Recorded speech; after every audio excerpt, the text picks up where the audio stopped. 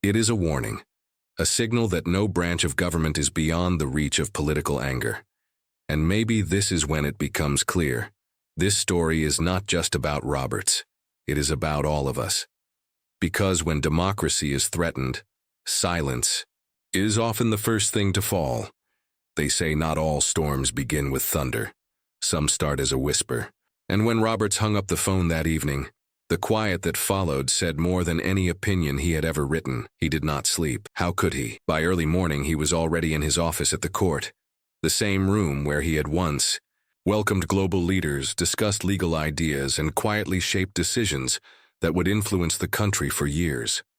But today, there were no meetings, just a stack of briefs and a subpoena bearing his own name.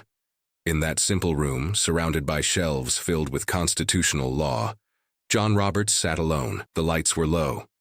Not for mood, just how he liked them when thinking. Outside, life went on.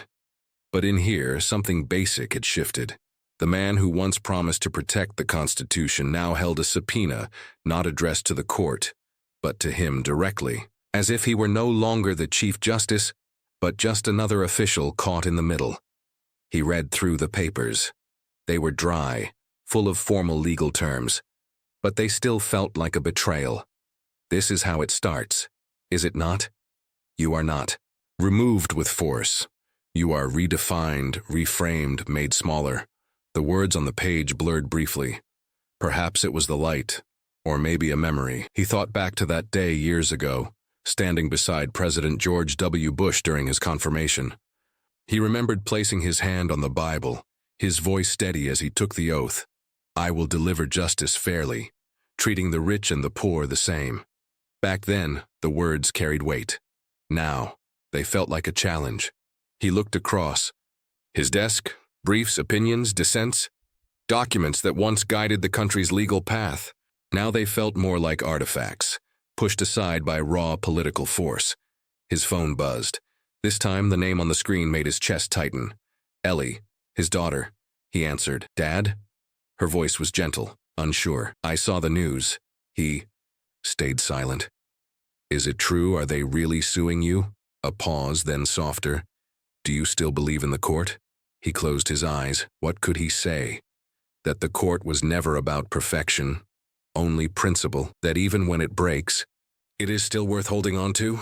Or was that just something you told yourself when the ground under you began to shift?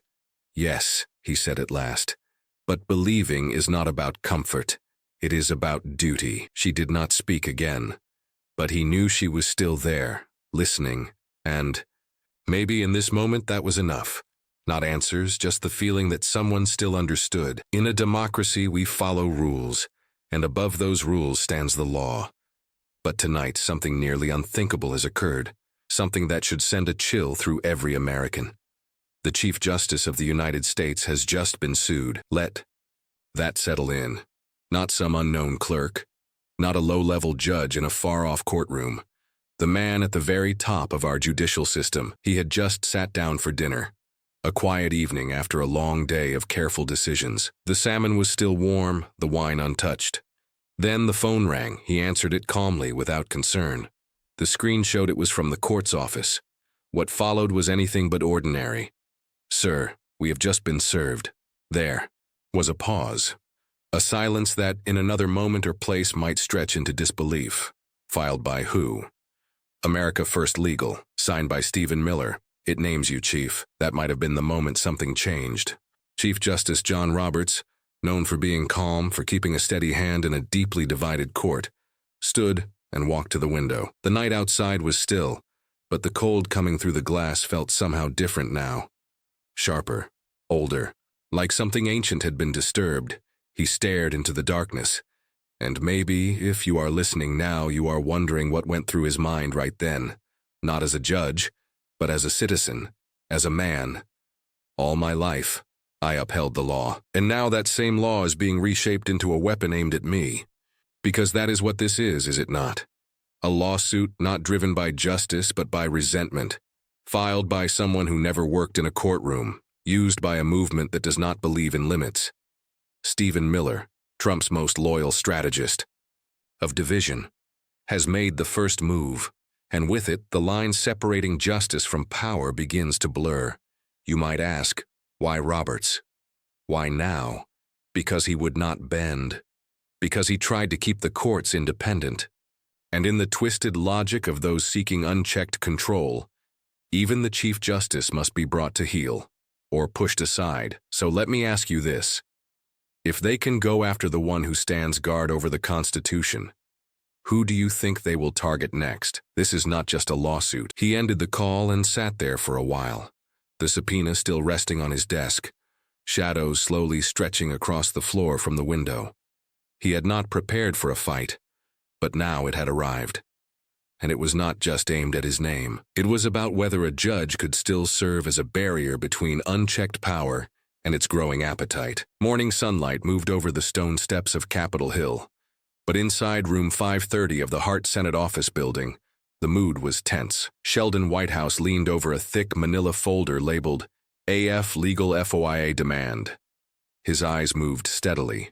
Through the contents, the trained focus of a former prosecutor. But the firm line of his jaw revealed something deeper. Anger, maybe even concern. Because he had seen this pattern before, not in news stories or political sound bites, but in small details, in footnotes, in the quiet, consistent weakening of judicial ethics, something he had spent years bringing to light. Just 2 weeks earlier, he had submitted a formal ethics complaint against Justice Samuel Alito. It was not his first, not even his 10th. But somehow, this one carried more weight, because it was no longer just about undisclosed luxury flights on private jets or casual fishing trips in remote Alaska. This time, it looked like a coordinated strategy to weaken the very structure meant to keep the justices accountable. He glanced around his office.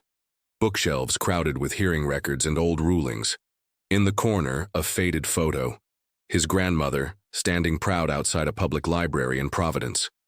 She had once been rejected from law school simply because she was a woman. He had kept that photo there for decades, not only in honor but as a reminder. He turned to his aide, a young woman fresh out of law school. She looked uneasy. "Is it true?" she asked in a quiet voice. "They want to classify the Judicial Conference as an executive agency." Whitehouse paused, then walked toward the window, looking at the Capitol dome glowing under a cloudy sky. "Stephen Miller does not just want paperwork," he said at last. "He wants control. And if they win, next time a justice boards a private jet to a billionaire's estate, no one will have the right to question it." There was a moment of silence, then he turned to her, his expression focused. "We have spent years following the money, the favors, the gray areas. But this is different. This is an attempt to make corruption immune. We cannot allow the judiciary to turn into a tool for Trump's re-election campaign." The aide nodded. He could tell she believed in the cause, but belief was no longer enough. It was time to act. He opened a file marked Judicial Reform Package Draft. It had been sitting untouched for months. Too bold, too risky, too political. But now, none of that mattered. "If we do not draw the line here," he said quietly, "there may not be a line left to draw. For every fight that happens in public, there is always another behind a closed door." While Senator Whitehouse revised amendments and swore to bring things into the light, someone else was working behind the scenes. Inside a quiet, wood-paneled office just blocks from the Capitol, Judge Trevor McFadden sat at a desk, his screen dimly glowing in the early light. No staff, no clerks, just a single unread email. Subject: Judicial Realignment, Stage 2. Attachment: America First Legal Internal Strategy, confidential.pdf signed simply, SM. He did not need to wonder. He knew who SM was. Stephen Miller never made calls. He made plans. McFadden paused, then opened the file. Charts, outlines, a legal maze built on strategy and ambition. At its core, one message stood out in bold. Reshape the Judicial Conference into an executive branch tool. Replace checks with loyalty. Stop the system before it turns on us. He scrolled down. Near the bottom was a video clip. Trump, animated, pointing at a rally in Phoenix the previous month. These judges, these fake elites in robes, They do not answer to the people. But mark my words, we will take it all back. The courts, the process, the entire system. The crowd had cheered. But here, in the stillness of a judge's office, the words felt less like campaign noise and more like a warning. McFadden leaned back. He was not yet feeling the full weight of the decision, but it was close. This case, this opinion, would not just mark him, it would define him. But what would it cost? He picked up a pen, clicked it once, then again. His hand hovered over a yellow legal pad. "Step forward or be lost to time," he whispered. "Caution is forgotten." He looked toward the far wall. There, in a deep wood frame, was a portrait of Justice Antonin Scalia, strong, unapologetic. McFadden studied the eyes of the man he admired, searching for something. Approval, guidance, or maybe just a reason. But the painting remained still. He stood up, grabbed his coat, and paused again before leaving. His fingers brushed against the frame like someone asking permission from a figure long gone. "Let them come," he said quietly. "This time we decide what justice means." The impact of Miller's FOIA move spread quickly, through judges' offices, legal circles, and inboxes. And as the system tried to find its balance, one name kept coming up, in private, in whispers. Roberts, that night, unsure of where else. To go, he returned to the one place that still felt unchanged. The restaurant was hidden, barely noticeable from the sidewalk. No sign, no music, no cameras, just a soft glow behind a narrow window. It had been the same for 3 decades. John. Roberts sat alone in a corner booth. A folder lay beside his elbow. Inside was the name of the private legal team he had hired, not by choice but out of need. The Department of Justice had stepped back. Too many conflicts, too much pressure, too close to Trump. So on this night, the Chief Justice of the United States was not a judge, just a man preparing for what lay ahead. No robes, no title. The waitress brought him tea. He did not drink. His eyes moved around the room and landed on the far wall, where a painting still hung. Soft colors, calm strokes. A lake at dusk. He remembered the last time he sat here across from her. The laugh, how she stirred her coffee even though she added nothing. And those words she said the night the world first called him chief. "Do not protect the system just because it is the system, John. Protect it like you would protect our son from going to war. You are not guarding power. You are guarding peace." The memory struck him harder than he had expected. He reached for the folder, then stopped. If I lose, he thought, this might become the first legal precedent that breaks a republic. He did not notice the man approaching. "Mind if I sit?" Roberts looked up to see a familiar face, calm, gray-haired, thoughtful eyes under a tense brow. Sheldon Whitehouse. The senator sat down without waiting for a reply, placing his briefcase gently by his feet. Roberts blinked. "I assume this is not a political move," he said, tone flat. Whitehouse offered the slightest smile. "No cameras, no leaks, just history knocking on your door." There was a pause, quiet, long. "I have seen the request Miller submitted," Whitehouse said. "It is not a request, it is a plan." Roberts did not respond. He did not have to. "They want to change how the judicial conference works, remove the last barrier between politics and the bench. You and I may disagree on rulings, John, but we both know this is no longer about legal process. It is about control." Roberts closed the folder. "They want to pull me down, Sheldon. Turn me into a symbol. And symbols do not get fair trials." The senator leaned forward and lowered his voice. "Then do not fight as a symbol. Fight as someone who still knows the line between justice and revenge. Let us stand with you, not behind you." There was a flicker in Roberts's eyes. The same one he had when he clerked for Rehnquist. Not anger, not fear, just resolve. Whitehouse stood. "I will leave you to your tea," he said. "But for what it is worth, your wife would have been proud. You did not come here to give up, you came to remember." Then he left. Roberts sat alone again, but it no longer felt like the same kind of alone. The folder was still closed, but now his hand no longer shook when it reached for the pen. The next morning came without headlines, without crowds. Just a man in a black suit walking through marble corridors, carrying the weight of a conversation that reminded him of who he was. The marble halls of the D.C. District Courthouse had never seemed so loud. Outside, the crowd had split into two groups. One waved flags with eagles and gold slogans, "America first, courts next." The other, quieter but just as firm, held signs, "Judges are not soldiers. Keep justice blindfolded." Inside courtroom 4B, the air was heavy. Not with heat, but something colder. Tension, and something Roberts had not felt in years. Doubt. He sat at the defense table, hands folded. His suit was pressed, his tie was exact, but the moment sat on his shoulders like an extra robe. The room stood. Judge Trevor McFadden entered. Young for a judge, but already wrapped in reputation. Appointed under Trump, known for his sharp delivery, dislike of the media, and unusual skill at hearing only what he wanted. He took his seat, his gavel untouched. To his right, the plaintiff's table. There she was, former top advisor to Stephen Miller, now lead attorney for America First Legal. She straightened her blazer and stepped to the podium like she meant business. "Your Honor," she began, voice sharp but steady, "we are not here to question the court's purpose. We are here to bring clarity to its role. The Judicial Conference, despite its title, acts as a policy-making body. It sets rules of conduct, manages finances, and works directly with Congress. These are not judicial responsibilities. They are executive tasks, and as such, the conference must be open, accountable, and subject to public oversight." She turned slightly, enough so the gallery could hear. Like any agency, it must answer to the public. McFadden gave a small nod, then looked down at the folder in front of him. In the margin next to the bold printed name, Roberts, a note had been scribbled in blue ink.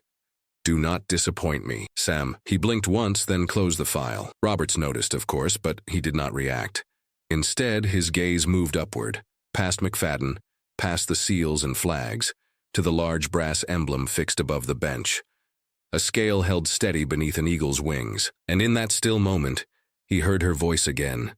"John, justice is not something you argue for. It is something you live. It is not a deal to be made." He sat straighter, because behind the robes and formalities, Roberts understood this was no longer just a courtroom.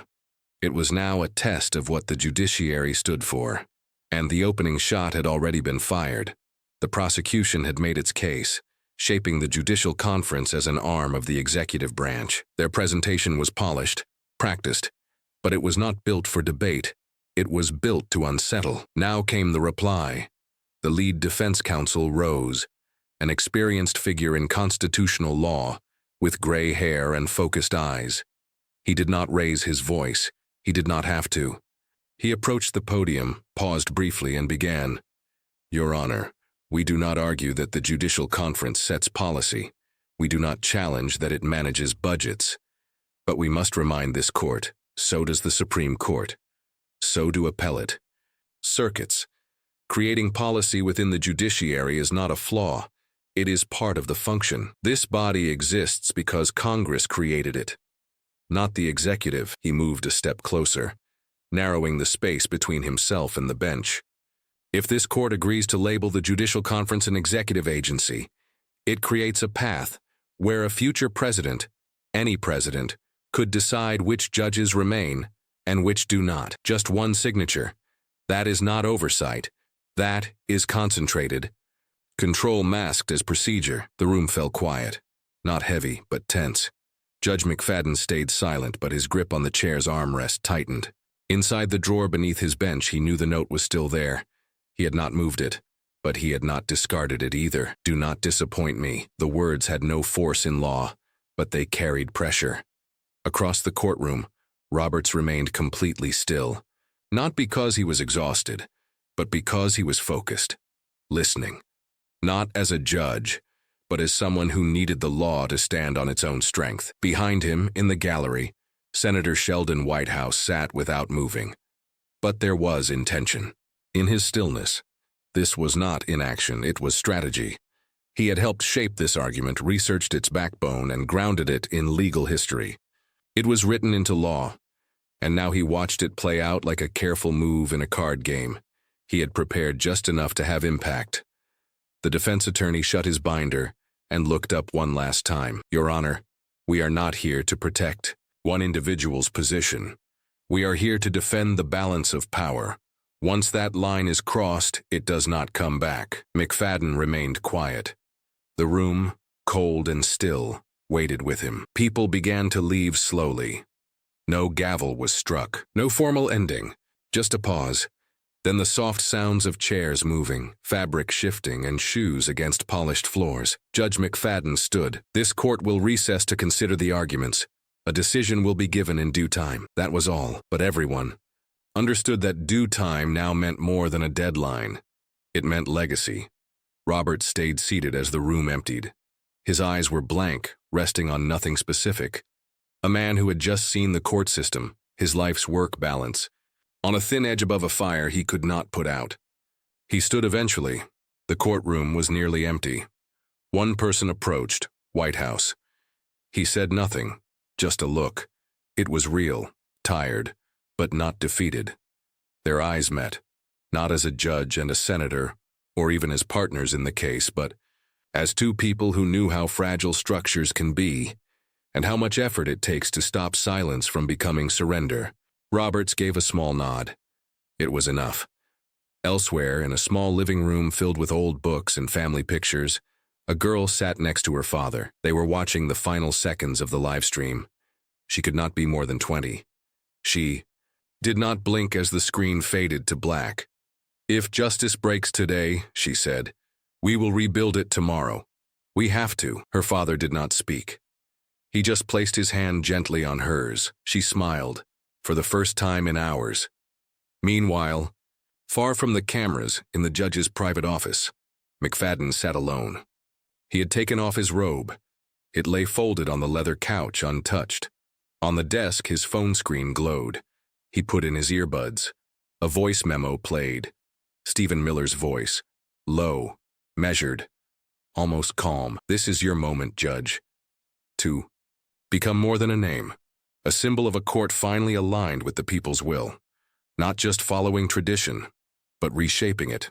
The message ended. McFadden did not move. The case file remained open. The argument still echoed. Now the choice and what it might become was his alone. Outside, the city kept moving. News vans, podcasts, legal blogs, countless posts. Inside, only quiet remained. The kind that does not ask, but expects an answer. 3 days passed.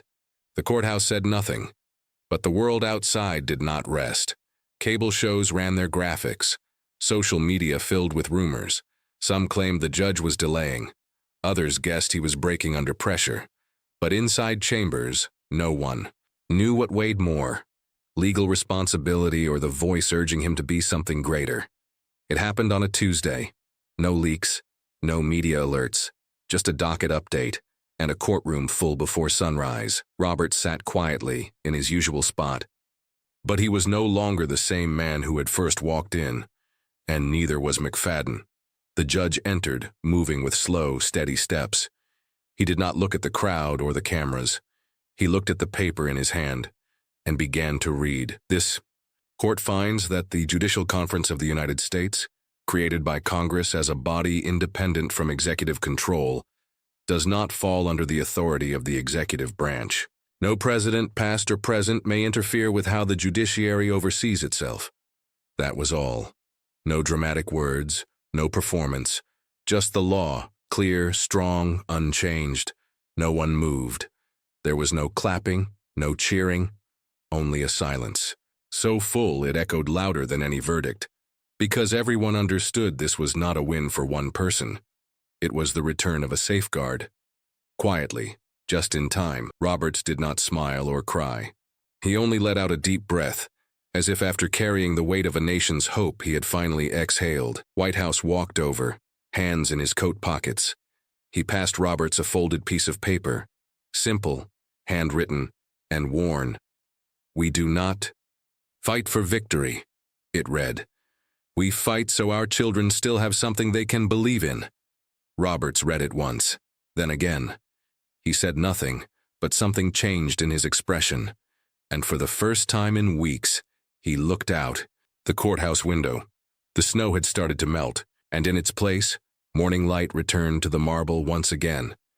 Somewhere else, in a quiet classroom in rural Pennsylvania, a civics teacher stood before her students. She held a piece of chalk. Behind her, the blackboard displayed 3 plain words: checks and balances.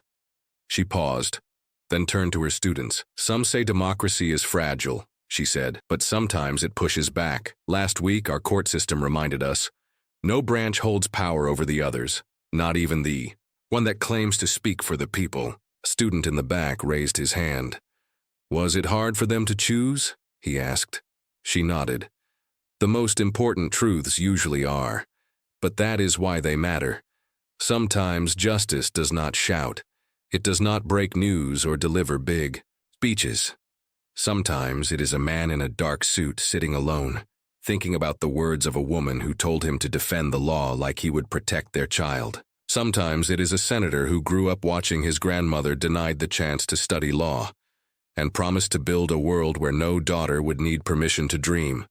And sometimes, justice is just a note passed quietly from one tired hand to another, reminding them they were not fighting to win. They were fighting to leave something behind. We do not fight for glory. We fight so our children still have something to believe in. That is what this story was always about. Not about Trump, not about Miller, not even about Roberts, but about the space between power and silence, and the people who stand in it protecting something, not because it is flawless, but because it still matters.